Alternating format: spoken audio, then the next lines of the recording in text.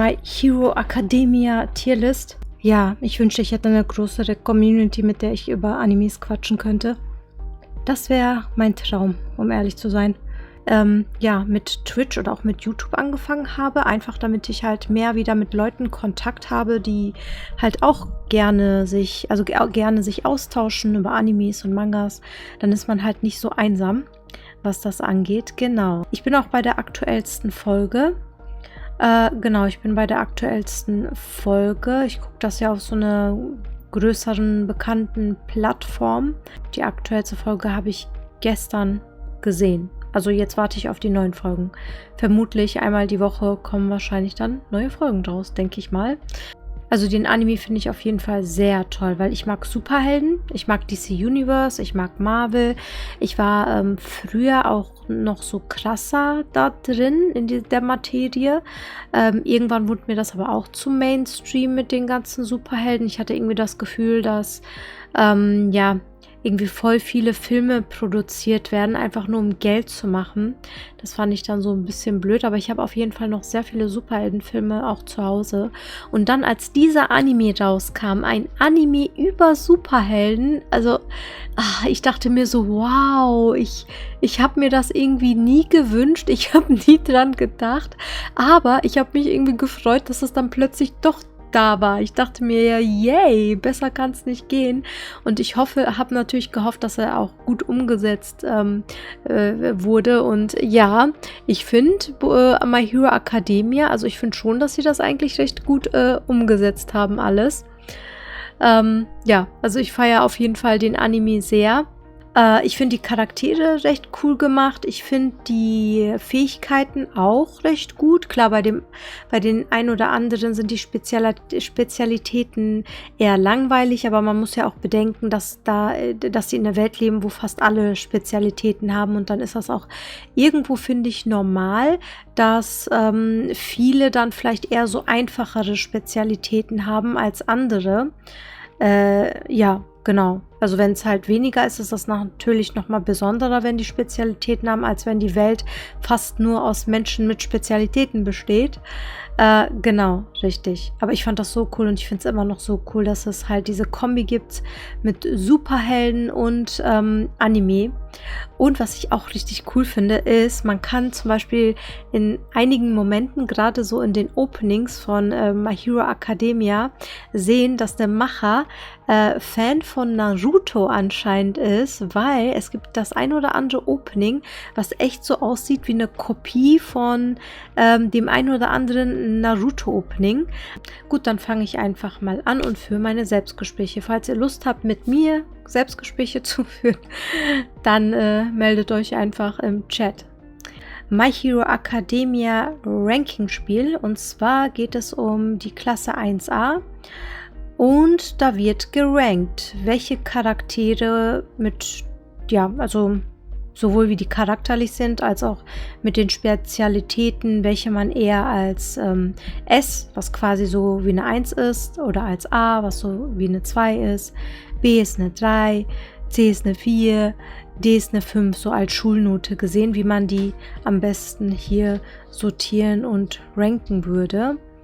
So, dann kommen wir zu dem ersten Kandidaten, das ist hier Denki. Seine Spezialität ist, dass er Elektrizität erzeugen kann und dementsprechend auch kontrollieren kann. Aber jedes Mal, wenn er die nutzt, verbraucht er auch irgendwie so ein bisschen geistige Elektrizität oder so. Also der wird irgendwie so richtig Banane im Kopf.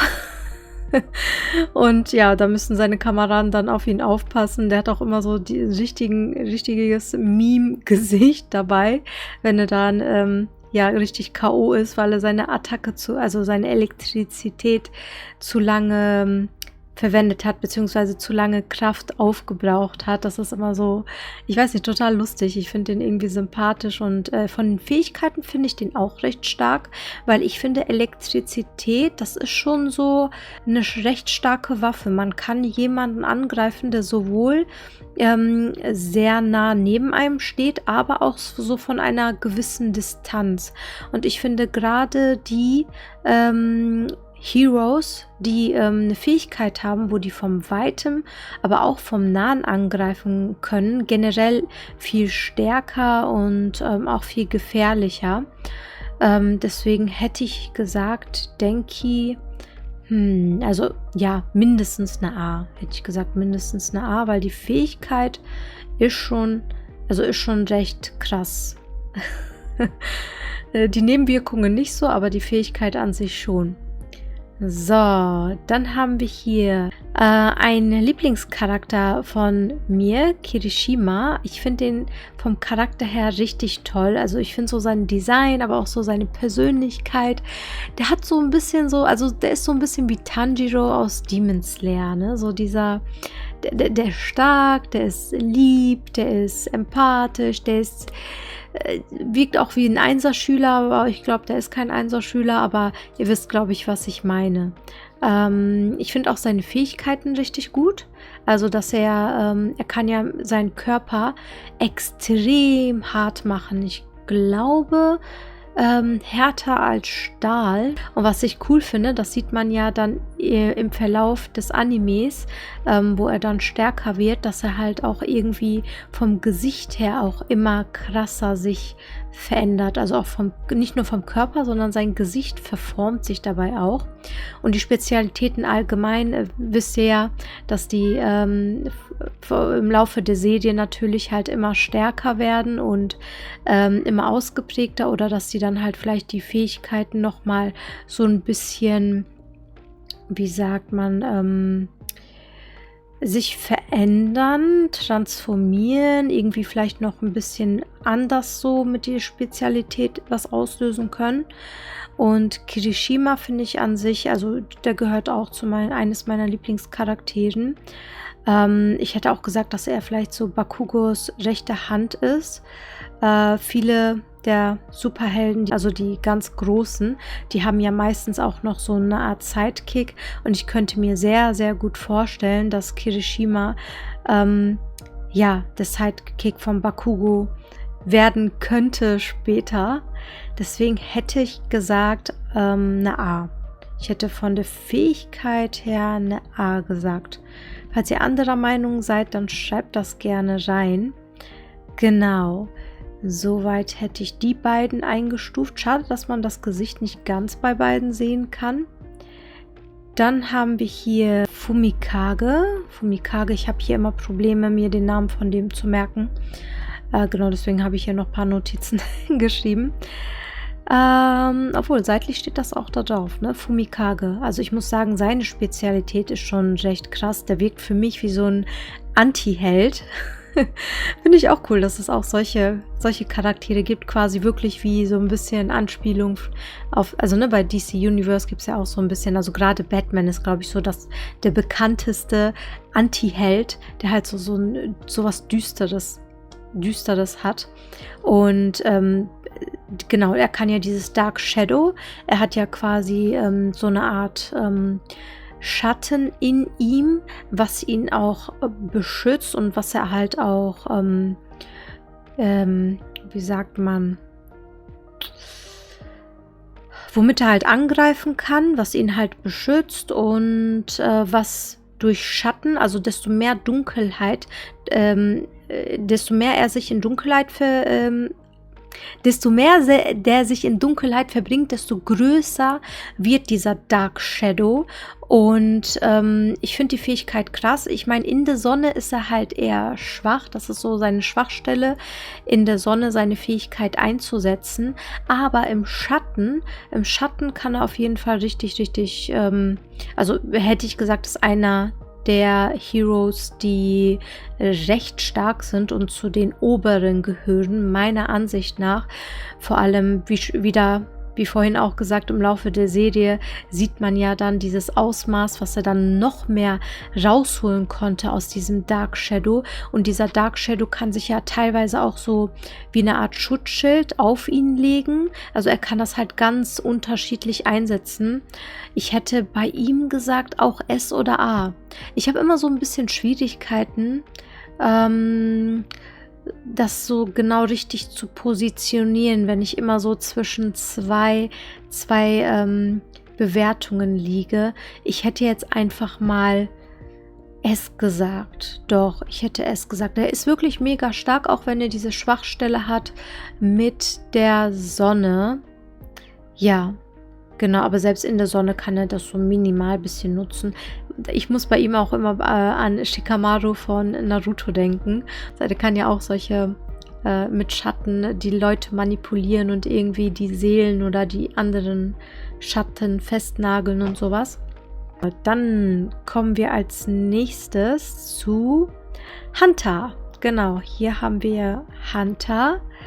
Der hat ein spezielles Gesicht. Der sieht auch immer so aus wie ein Meme, finde ich, von seinem Gesicht. Aber das finde ich auch lustig, dass so manche Charaktere sind, die dann so ein bisschen, oder dass sie halt unterschiedlich aussehen. Ne? Aber die einen sehen halt eher lustig aus und die anderen cool. Seine Fähigkeit, er kann aus seinen Armen, aus seinen, hier, das da, Ellenbogen, genau, Ellenbogen heißt das. Er kann aus seinen Ellenbogen Toilettenpapier rausschießen. Nee, Spaß. Natürlich kein Toilettenpapier, sondern das ist Tesafilm oder sehr stark haftendes Klebeband. Ja, es hört sich sehr, sehr spektakulär an. Aber er kann damit wirklich jeden fesseln, weil es ist ultra haftend. Ich glaube auch wasserresistent, weil er hat Shoto schon mal damit gebunden und er hat ja Eis drauf. Ich weiß es nicht. Also ich habe die Beschreibung nicht gelesen, was seine Schwachstelle ist. Aber ich finde die Fähigkeit irgendwie lustig. Ich denke mir, okay, wie kommt man auf die Idee? Weil das sieht halt so aus, als würde er die ganze Zeit Klopapier aus seinen Ellenbogen rausschießen. Aber okay, also ich finde die Fähigkeit nicht ganz so krass, weil der kann höchstens jemand fesseln. Ich könnte mir auch vorstellen, wenn ich mir jetzt immer überlegen müsste, was für alternativ die Berufe die haben könnten, falls sie doch nicht Helden werden, dann könnte ich mir gut vorstellen, ja, was heißt Helden? Also du kannst ja auch als Held trotzdem in verschiedenen Berufen arbeiten. Bei ihm habe ich sehr stark dieses Gefühl, dass er voll gut in die Polizei passen würde. Wisst ihr, so Diebe einfach schnell fesseln mit seinem Ducktape, mit seinem Tesafilm da, der Hunter. Ich glaube, der würde sehr, sehr gut zur Polizei passen. Seine Fähigkeit hätte ich gesagt, ja, C. Also man kann seine Fähigkeit schon gebrauchen, aber ja, die anderen sind irgendwie stärker als er. Ja, dann kommen wir zu Izuku. Ich finde den voll niedlich vor dem Charakterdesign. Ich finde den echt super gezeichnet. Voll niedlich, wirklich. So mit seinen kleinen Sommersprossen und so ein bisschen verwuschelten Haaren. Haben diesen sehr coolen Charakter gezeichnet. Ich finde auch cool, ich finde toll, wenn die Charaktere, die Hauptcharaktere, also es gab ja so eine Zeit gerade, finde ich so in meiner Kindheit, die Animes, die ich geguckt habe, wie One Piece und Dragon Ball und später Naruto und solche Sachen, war das früher irgendwie, habe ich das Gefühl, oft der Fall gewesen, dass die Hauptcharaktere zwar stark, aber irgendwie so ein bisschen dumm waren. Man hat dann irgendwie so Gutherzigkeit irgendwie auch so gleichgesetzt mit Dummsein oder ich weiß nicht, aber das war in der Zeit okay, aber ich finde das cool, diese Entwicklung, dass mittlerweile die Charaktere halt auch irgendwie vielleicht schlauer sind, genau, auch irgendwie intelligenzmäßig auch ganz gut drauf sind und so. Und mittlerweile ähneln sich aber die ganzen Hauptcharaktere wieder irgendwie, ne? Hat man so ein bisschen das Gefühl. Ja, ihn auf jeden Fall A, weil er hat die Fähigkeit von All Might vererbt bekommen. Ja, und im Laufe der Serie kann er ja immer mehr davon kontrollieren. Also am Anfang der Serie auch irgendwo nach einigen Staffeln dachte ich mir echt so, oi, wird er das wirklich irgendwann beherrschen? Weil der hat ja jedes Mal Knochenbrüche bekommen, wenn er seine Fähigkeit eingesetzt hat. Und ich habe echt daran gezweifelt, ob er das wirklich beherrschen kann, weil ich mir dachte, wie willst du das kontrollieren, dass diese Fähigkeit dir keine Knochenbrüche beschert? Aber er hat uns überrascht. Und gerade in der aktuellsten Staffel oder in den aktuellsten Folgen, also also ich weiß gar nicht, wer sonst bis auf eine andere Person, seine Spezialität so krass weiterentwickeln konnte. Also das finde ich ist schon wirklich, wirklich sehr hardcore. Genau. Dann kommen wir hier zu dem nächsten Bakugo, auch ein Favorite Character von mir. Natürlich Izuku auch, Bakugo aber auch. Ja, er hat ein Aggressionsproblem, aber er ist halt so typisch harte Schale, weicher Kern.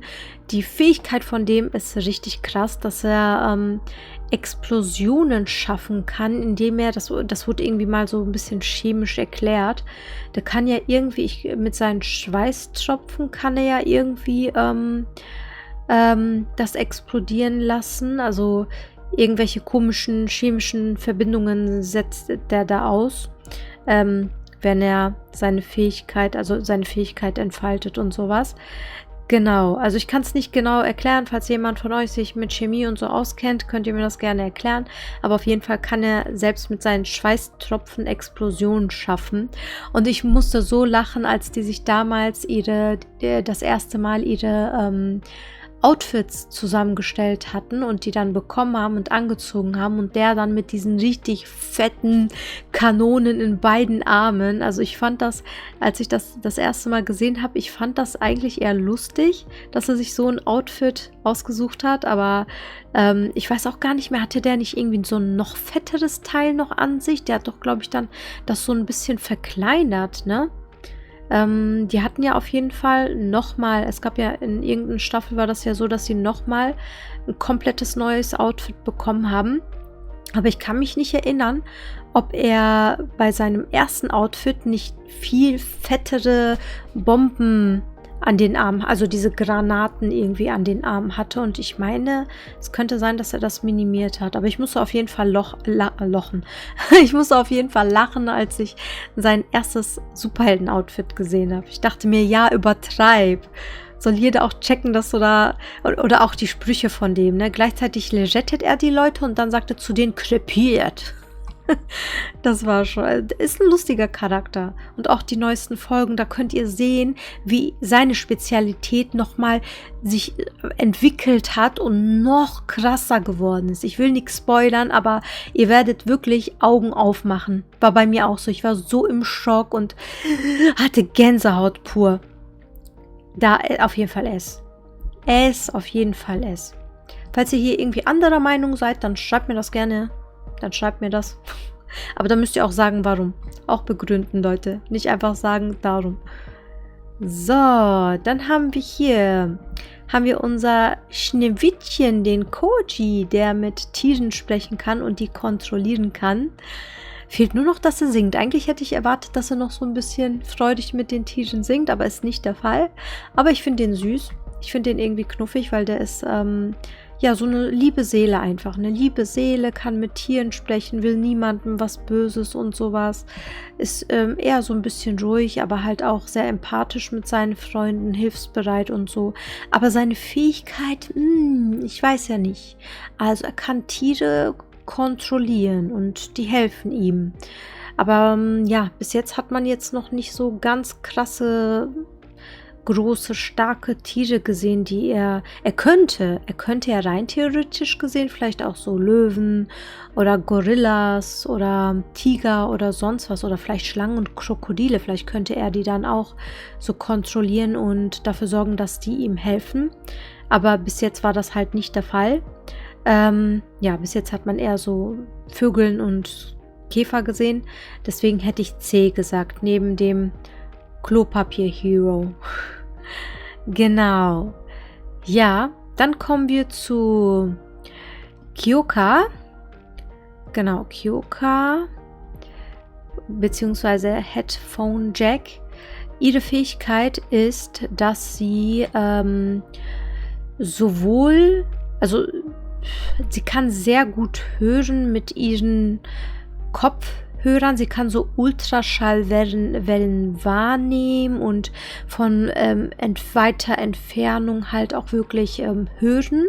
Also wie so eine Art, so ein Lauschergerät. Aber sie kann auch so Schallwellen absondern, die so das Gehör von den anderen angreifen, so die damit halt so ein bisschen außer Gefecht setzen. Genau.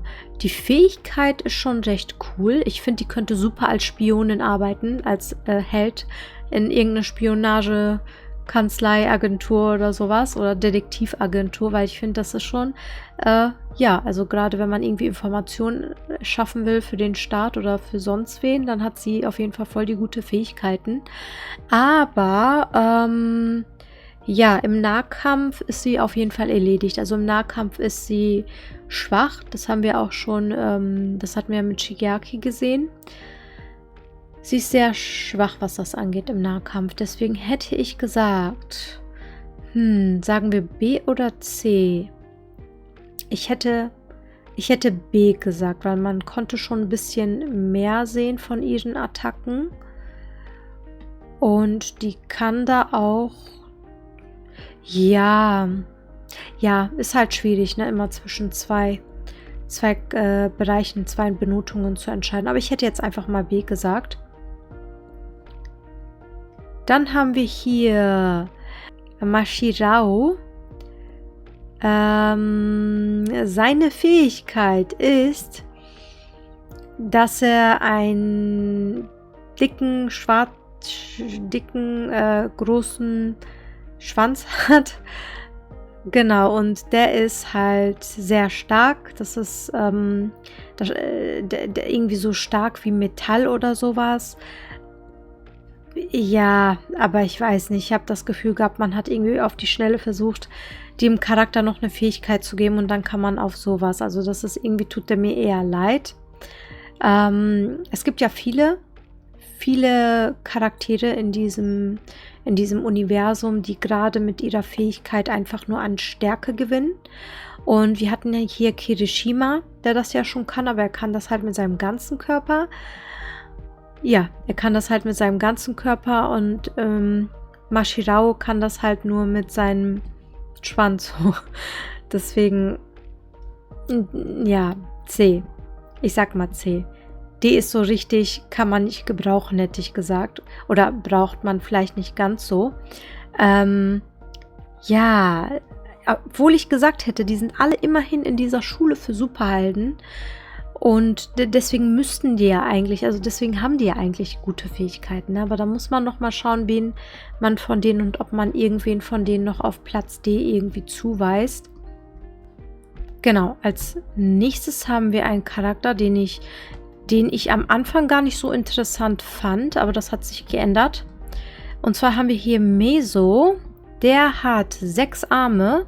Genau, der hat 6 Arme und es gibt ja in diesem My Hero Academia Welt gibt es ja Superhelden, oder nicht Superhelden, Menschen mit Spezialitäten, wodurch die monströs aussehen, die nicht mehr menschlich aussehen. Und da gab es ja diese gespaltene Gesellschaft dadurch und die wurden ja teilweise auch irgendwie ausgeschlossen oder dann irgendwie ein bisschen verachtet oder diskriminiert. Ich habe genau die Bezeichnung vergessen, wie die sich nennen, aber der gehört ja auch dazu, weil er halt von Geburt an halt einfach anders aussieht von seinem Körper, von seinem Körperbau. Genauso wie Koji. Aber Koji, er hatte gesagt, zum Beispiel, Meso hat gesagt, dass Koji eher in einem besseren Verhältnis aufgewachsen ist, in eher wohlhabenden Verhältnissen und deswegen diese Diskriminierung nicht erfahren hat, so wie er. Er hat ja sogar so, Vorsicht, Spoiler, er hat ja sogar, er hat eher in so einem schlechteren Viertel gelebt, wo die Leute auch irgendwie mit Steinen an deren Häusern geworfen haben, weil die halt wie Monster aussahen, die wurden halt nicht akzeptiert. Und dann hatte sogar ein Mädchen gerettet, was irgendwie in so einen Fluss gefallen ist und das Mädchen hat sich so bei ihm bedankt und hatte dann irgendwie plötzlich ihn ganz anders wahrgenommen, obwohl die Leute da immer gesagt haben, ja, sei vorsichtig, Monster, Monster da. Und trotzdem ja, trotzdem hat er irgendwie keinen Hass gegenüber den Menschen entwickelt. Ähm, oder ja, irgendwie eher Mitleid gehabt. Also, das ist sehr, sehr interessant. Ich finde das toll, dass da auch noch so ein bisschen gesellschaftskritische Sachen drin sind. Erinnert mich so ein bisschen an X-Men. Sehr an X-Men. X-Men, die X-Men-Reihe, also gerade die ersten 4 Filme, hätte ich gesagt. Ich feiere die auch so. Ich habe auch die DVDs davon, weil da geht es auch so ein bisschen darum, dass diese Mutanten halt von der Gesellschaft nicht akzeptiert werden, weil die diese Mutation haben. Und dann gibt es ja, glaube ich, im 3. Film ist das so, wurde ja dann so ein Heilmittel erstellt, wodurch die Mutanten ihre Mutation aufgeben können, ihre Fähigkeiten aufgeben können, damit die gesellschaftlich wieder akzeptiert werden. Und da denke ich irgendwie voll oft an ihn. Ich denke mir, wenn er quasi in diesen X-Men-Filmen wäre und diese Fähigkeit, also diese aussuchen könnte, ob er diese Impfung nimmt, um wieder menschlich zu sein, ob er das dann halt machen würde oder nicht, weil da bei X-Men gibt es ja auch ein paar Mutationen, die optisch, wo die Menschen halt nicht ganz wie Menschen aussehen, aber natürlich nicht so krass wie jetzt bei My Hero Academia. Aber müsst ihr euch mal vorstellen, in einer Welt, wo die Menschen alle so oder so im Grunde Freaks sind, weil die Spezialitäten haben und viele von denen auch nicht ganz menschlich aussehen, wird immer noch da irgendwie so eine Diskriminierung betrieben zwischen denen, die halt gar nicht mehr wie Menschen ähnlich sind und die dann noch irgendwie wie Menschen aussehen. Also das finde ich schon sehr krass. Ja, seine Fähigkeit hat auch wieder mit Stärke zu tun, dass er halt sehr, sehr stark ist. Und ja, ihn hätte ich dann eher auf eine B gepackt, weil er hat immerhin 6 Arme. Und ja, im Vergleich zu Mashirao hat er halt mehr Gliedmaßen, die stark sind. So, genau, packen wir den auf die B, hätte ich gesagt. Dann haben wir Mina. Mina, ich finde die vom optischen her so toll, aber auch vom Charakter. Die ist so richtig immer so so optimistisch, so positiv, hat richtig viel Energie und ist voller Tatenkraft. Und irgendwie, man merkt ja, dass da zwischen Kirishima und Mina irgendwie was läuft. Also zumindest wirkt das so. Ich könnte mir auch gut vorstellen, dass sie da vielleicht später nach der Serie, also am Ende vielleicht irgendwie zusammenkommen oder so. Auf jeden Fall sind die ja irgendwie Freunde, aber also schätzen sich sehr, respektieren sich sehr, aber irgendwie ist der andere jeweils für den auch irgendwie wichtig, also von Bedeutung. Deswegen könnte ich mir vorstellen, also ich hoffe natürlich, dass da bei dem einen oder anderen noch eine kleine Liebesszene bei rausspringt, weil ich mag sowas. Genau, Mina und Kirishima, ich finde beide irgendwie total toll.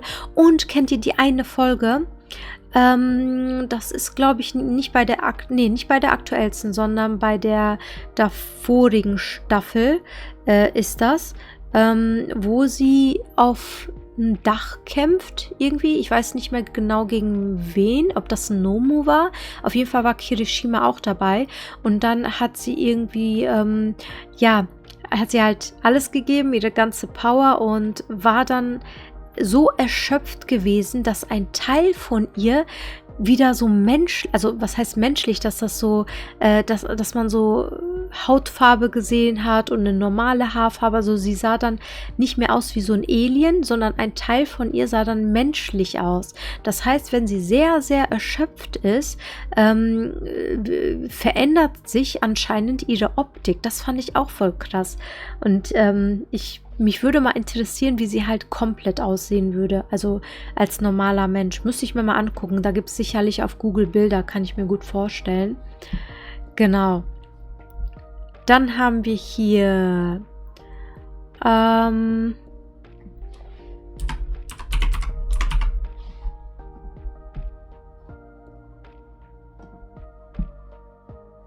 genau, als nächstes Mina, die müssen wir erstmal einsortieren. Ja.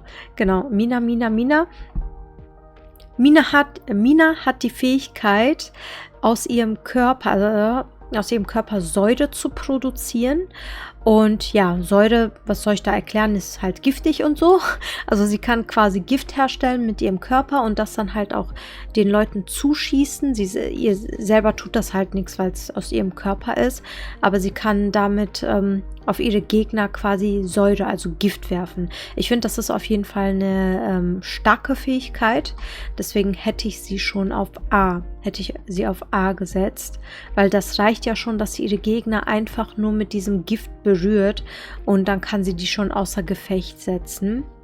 Genau. Dann kommen wir zu Minoru. Minoru. Genau, den kleinen Minoru.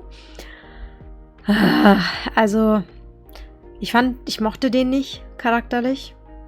Sehr lange nicht.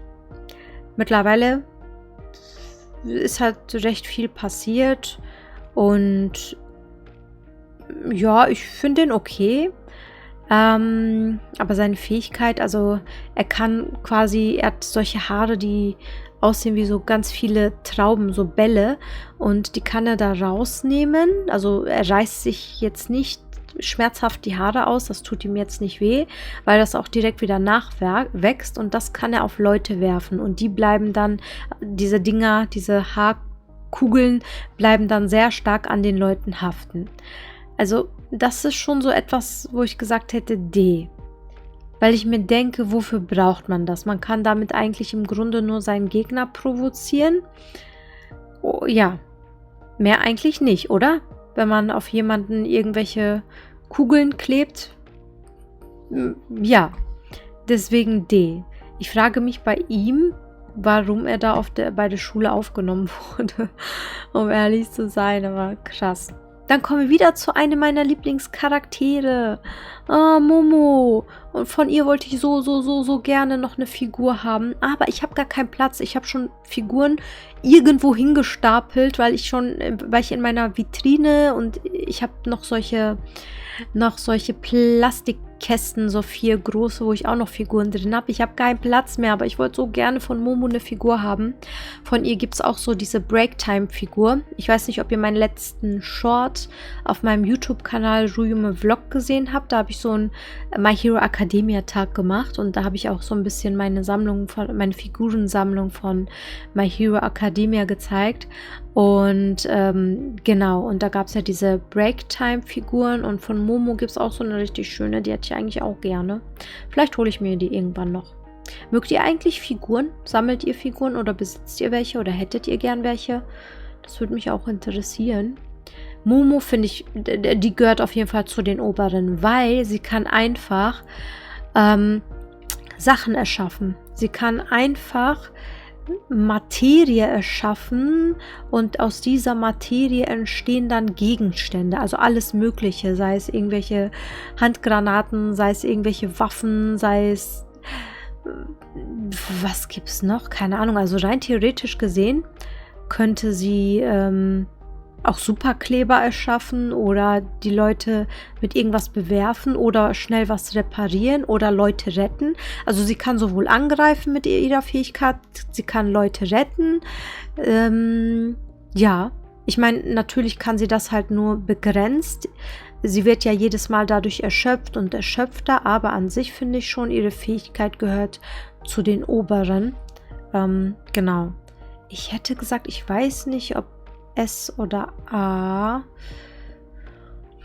Schwierige Frage. Okay, vielleicht eher A, weil bei den 3, die können zumindest halt auch Weitkampf und Nahkampf und bei ihr ist das, also sie kann, denke ich mal, gegen die ganz starken Schurken kann sie vielleicht nicht so ausrichten, aber so zu den gängigen Schurken schon.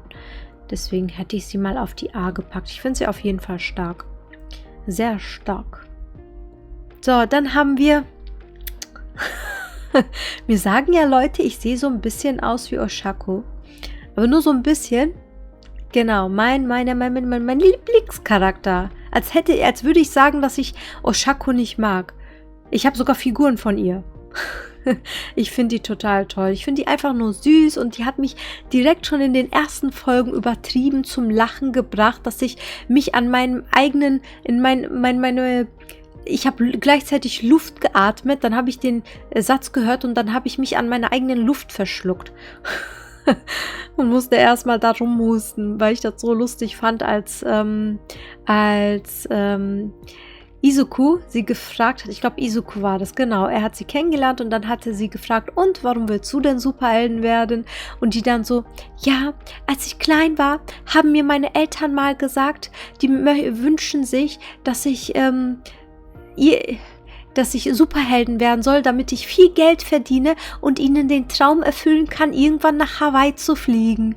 Und ich dachte mir so, okay, ich musste da so lachen, dass das ihre Motivation war, eine Superheldin zu werden, so, ne, wegen der Kohle, so, aber halt auch wegen den Eltern, die sie dann so festhalten und dann da so rumheulen und sagen, oh, werd bitte Superheld, dann verdienst du genug Geld und kannst uns den Traum erfüllen, dass wir mal einen Hawaii-Urlaub machen können.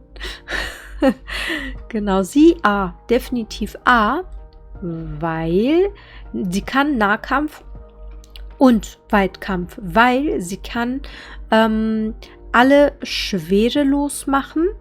Genau, die kann die Leute schwerelos machen mit Berührung.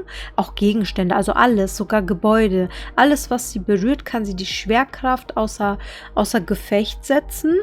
Und die kann die Schwerkraft also wieder zurückziehen. Die hat dann halt immer diese Fähigkeit, dann sagt, also macht immer so und dann sagt sie auflösen und dann fallen die Sachen runter. Und da kann sie sowohl im Nahkampf was ausrichten, weil sie ja nur die Person berühren muss, oder halt im Weitkampf kann sie dann alles mögliche andere anfassen oder halt sich selber auch schwerelos machen. Das heißt, wenn von Weitem jemand angreift, kann sie sich schnell schwerelos machen und in der Luft da sich irgendwie frei bewegen und retten und sowas. Genau. Deswegen definitiv eine A, hätte ich gesagt. Wenn irgendwelche Einwände, dann gerne Bescheid geben. Genau, dann haben wir hier Rikido. Seine Fähigkeit war, ja, das ist auch wieder so eine Fähigkeit. Ich weiß nicht, ob ich den nicht vielleicht auf D setzen soll. Er kann, wenn er ganz viel Zucker zu sich nimmt, kann er so eine bestimmte Minutenanzahl irgendwie, ist er dann auch so super stark. Quasi so wie Kirishima. Nur Kirishima kann das halt ohne Zucker zu sich zu nehmen und er kann das halt auch länger aufrechterhalten als er. Deswegen hätte ich ihn eigentlich eher, ja, ich hätte D gesagt, weil ich finde, seine Fähigkeit ist ein bisschen zu schwach, gerade wenn er das nur so ein paar Minuten kann. Und wie will er dann jedes Mal an den Zucker drankommen? Und bei ein paar Minuten kann er halt auch nur so kurze Sachen ausrichten, aber nicht gegen richtig krasse Bösewichte kämpfen. Auch wenn in den Animes die Folgen immer in Slow Motion teilweise gezeigt werden und sich voll lange hinziehen. Und selbst seine 5 Minuten dann irgendwie, weiß ich nicht, in seinen 5 Minuten dann auch alles Mögliche passiert, finde ich die Fähigkeit schon ein bisschen, ja, für ihn selber halt auch gefährlich und halt eher ein bisschen schwach, könnte man sagen. Ja, dann haben wir hier Shoto Todoroki. Natürlich S. Natürlich S. Ich meine, hallo, der Typ kann sowohl Eis als auch Feuer beherrschen. Also, was soll ich da sagen? Ich meine, beides ist schon das sind so natürliche Elemente, mit denen man halt sehr viel ausrichten kann. Mit Feuer kannst du die Leute verbrennen und mit Eis kannst du die, ja, zu Tode erkälten. Quasi so.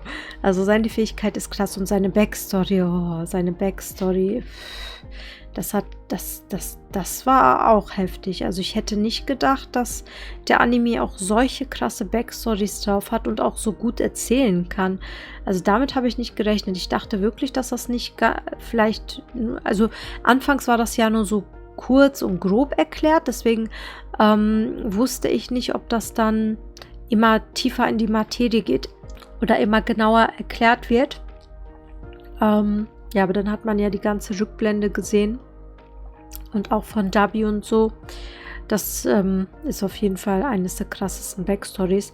Bei den anderen hat man eigentlich gar nicht so wirklich eine Backstory mitbekommen. Okay, die anderen hatten halt auch nicht so eine krasse Vergangenheit, ne?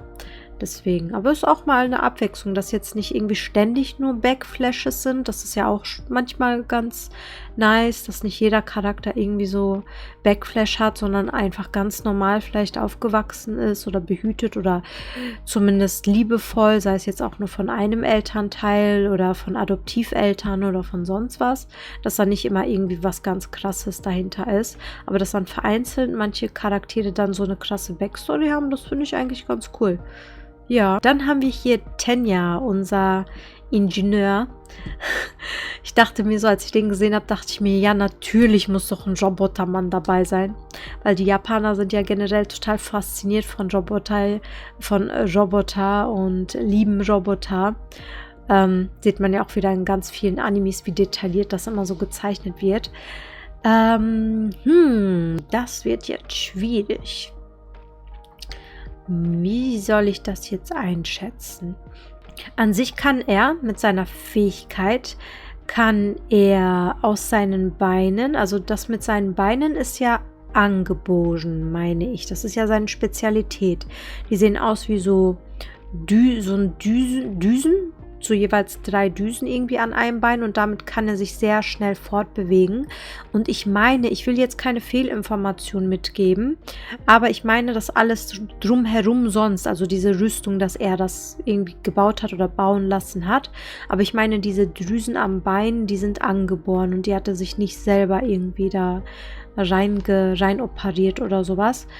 Er ist sehr schnell, er kann vom Weitem auch was abfeuern. Vom Nahen, könnte er halt schnell treten, ne? Oder schlagen, wie mit seiner Fähigkeit, mit diesem Düsenantrieb. Genau, aber er ist halt auch wieder sehr zerbrechlich, weil das ist ja eigentlich nur so eine metallische Rüstung. Also so krass stark ist der eher nicht, hätte ich gesagt. Ich hätte den tatsächlich mehr auf B. Sorry, B. B hätte ich den eher gemacht. So, dann haben wir noch 3. Da haben wir noch 3 Charaktere. Unser Invisible Girl Toru. Ihre Spezialität ist, dass sie undurchsichtig ist. Genau, man sieht sie einfach nicht. Anfangs wusste ich nicht, was ich davon halten soll, weil ich mir dachte, ja, irgendwie fand ich das so ein bisschen langweilig, dass da ein Charakter ist, den man einfach nicht sehen kann. Aber mit der Zeit, okay, und dann gab es ja vor allem diese eine Folge, ne? Die hat die eine Folge mit hier unserem Bauchnabelleser Yuga, wo er doch im Wald war. Genau, wo er doch irgendwie im Wald war mit ihr zusammen. Die wurden doch irgendwie angegriffen. Und dann war das so, dass er mit seinem Bauchnabel, er kann ja Laser schießen. Und dann ist das irgendwie so abgeprallt, dass das sehr, sehr nah an Toru drangekommen ist. Also irgendwie vom Laser, diese Lichtreflekte. Und dann konnte man plötzlich Toru sehen. Oder das war, weil ihre Spezialität sich weiterentwickelt hat. Aber das hat das irgendwie ausgelöst. Und dann wurde die plötzlich so prismafarben. Also immer noch so irgendwie durchsichtig. Aber sie hatte so ein Prismaglanz und dann so ein Prismakörper irgendwie, also ein Prismafarben, aber halt immer noch so irgendwie ein bisschen durchsichtig, so ihre Haare und alles. Also sie sah so wunderschön aus, teilweise eigentlich wie so ein Diamant, so ein richtig krasser Diamant. Und ich dachte mir, boah, das wäre ja noch schöner, wenn man sie immer genau so sehen könnte. Das wird doch viel, viel cooler aussehen, als dass sie immer nur unsichtbar ist und man dann nur ein Outfit von ihr sieht. So, mit ihren Fähigkeiten hätte ich gesagt, sie ist an sich nicht so stark.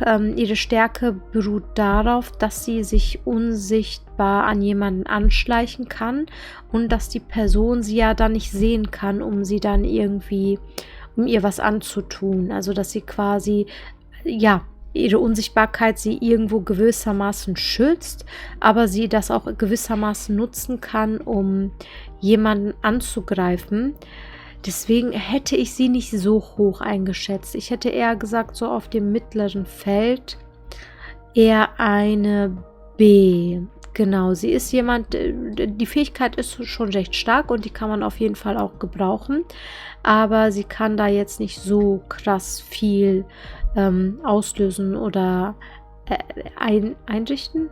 Ausrichten, genau. Dann haben wir hier Tsuyu. Tsuyu, unsere kleine Froggy.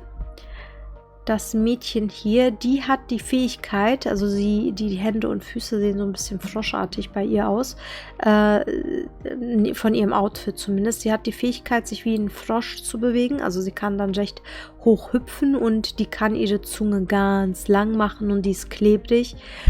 Ja, also sie könnte einen Gegner mit ihrer Zunge quasi fesseln, sie könnte Weitkampf jemanden, weiß ich nicht, mit ihrer Zunge schlagen oder sowas. Und vom Nahkampf, sie könnte auf jemandes Kopf springen. Ach, ich weiß nicht, ich find das nicht so stark. Also ich finde sie nicht so stark. Das ist eher so, ja, bei Schurken, also sie kann was ausrichten gegen Schurken, die halt nicht so stark sind, ne? So, genau. Da hätte ich sie eher auf C. Ich hätte sie auf C getan, auch wenn ich Tsuyu vom Charakter her sehr mag und vom Design her und ich finde die total niedlich, aber von den Fähigkeiten her hätte ich eher eine C gesagt. So, dann haben wir hier unseren letzten Hero und zwar den Yuga. Genau, er kann ja aus seinem Bauchnabel heraus Laser schießen. Der hat dann irgendwie so einen Gürtel und seine Superhelden-Uniform, die sieht aus wie so eine Prinzenrüstung irgendwie. Ich finde das mit diesem Gurt irgendwie lustig, weil der braucht das ja, damit er das irgendwie so besser beherrschen kann. Und genau, dass er da auch seine Pose, die er dann immer macht. Ich fand den immer irgendwie lustig, aber habe den auch nie so wirklich ernst genommen. Und im Laufe der Staffel hat man immer mehr von dem erfahren. Auch teilweise so, er hatte auch so eine Backstory, die schon nicht ganz ohne war. Ich will halt nicht vorspoilern, aber ich kann sagen, der Charakter wird tatsächlich von Staffel zu Staffel, vor allem von den vorletzten oder vorvorletzten, also so irgendwann fängt er an, ein bisschen ernster zu werden und ihr werdet anfangen, diesen Charakter mit anderen Augen wahrzunehmen und vielleicht auch ernster wahrzunehmen. Genau. Ja, seine Fähigkeit ist es ein Laserstrahl, ne? Ich meine, okay, es ist ein Laserstrahl. Man kann von Weitem jemanden angreifen, man kann von Nahem jemanden angreifen. Es ist halt ein Laserstrahl. Ich hätte gesagt, boah, was sage ich denn? Ich hätte dann eher eine B gesagt, weil ich finde, ein Laserstrahl ist schon stärker als Klopapier oder Tiere oder ein Schwanz oder eine Zunge. Genau, da hätte ich den Yuga schon ein bisschen eher so auf B gepackt. Ja, Leute, ich habe heute den ganzen Tag Selbstgespräche geführt.